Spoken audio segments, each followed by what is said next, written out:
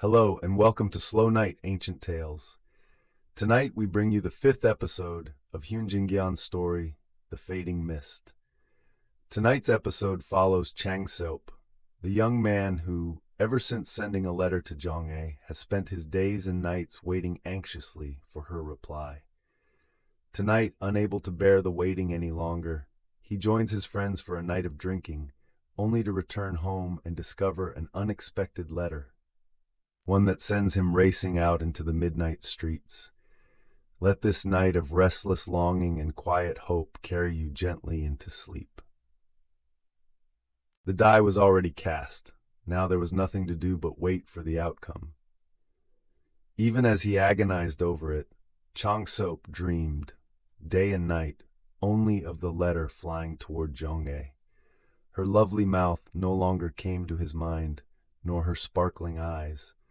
All he could see, again and again, was a single letter drifting through the dark and a pale, white hand reaching out to catch it. It had been 3 days since he'd sent the letter. If Jeong-ae were to reply, today might well be the day. Chang-seop stayed shut in his room all day, waiting only for that news. Every rustle of sound set his heart racing, but as the day wore on into evening, still no letter came. Just then, someone called out to him from the front gate. It was a familiar friend, Hyun Jin-geon, a young man known since childhood for his stubbornness who, unable to continue his studies due to his family's circumstances, had come alone to Seoul and worked hard to educate himself. "I'm leaving tomorrow," Jin-geon said without preamble. He was setting off for Tokyo to work and study abroad. Soon, joined by 2 other friends, Bak Se-cheon and Kang Se-chong, the 4 of them set out together for a farewell dinner in Jin-geon's honor. At a small Chinese restaurant, the 4 of them shared cups of baijiu late into the night. Se-cheon rose with his glass to deliver a rousing toast to Jin-geon's future, and Jin-geon, flushed with drink, swung his arms and declared that no hardship could frighten him. Watching this, Chang-seop felt an inexplicable loneliness settle over his heart, even through his own growing drunkenness. Here was a man setting off for a foreign land with nothing but his bare hands, standing so proudly, while he himself sat shut up in his room, consumed by nothing more than a passing infatuation. The shame of it stung. "I wonder if the letter has come or not," he thought, his mind drifting back to that same question once again. That night, the 4 of them, giddy with drink, sang off-key songs and danced late into the night before finally parting ways past midnight to head to their separate lodgings.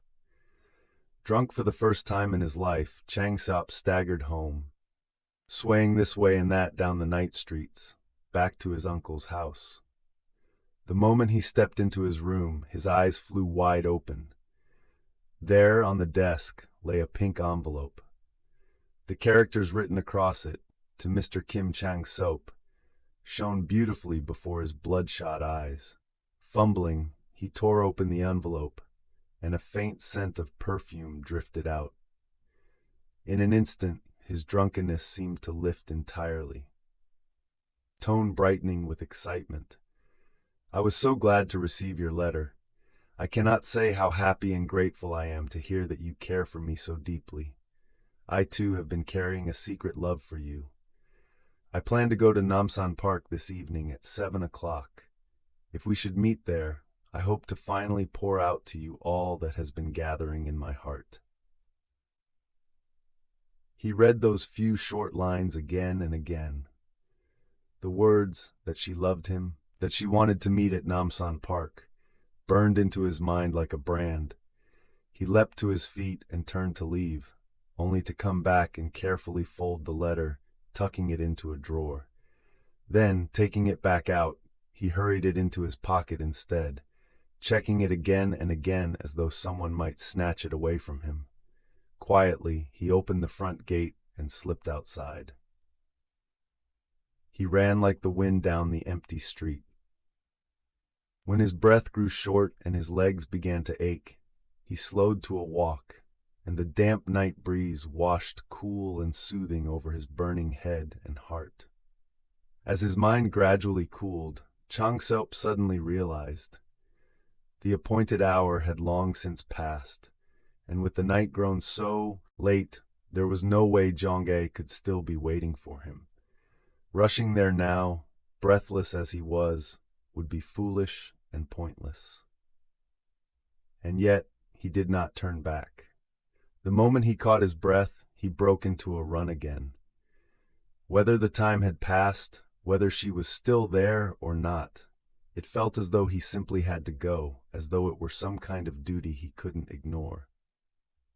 He wandered Namsan Park and Hanyang Park in vain until nearly 3 in the morning before finally returning home. The instant he entered his room, he spread out a sheet of writing paper and dashed off a reply. The moment he finished, he snatched up the letter and dashed back out of the house. Arriving at the gate of Jeong-ae's house, his heart pounded fiercely once more. Carefully, he slipped the letter through the crack of the closed gate. Then, as though fleeing from some unseen pursuer, he ran back home with all his strength. When he finally laid his exhausted body down on his bedding, the fading dawn moon hung low in one corner of the sky, its light dim as the pale yellow of a duck's egg, slipping slowly away. That's tonight's story. A short letter, met after so much anxious waiting, and the memory of a young man who ran through the entire night chasing a single line of words. It lingers softly in the mind. What the truth behind that letter really is will unravel slowly in the next episode. Tonight, set down whatever weighs on your heart and let yourself drift into quiet sleep. Have a warm night. Sleep well.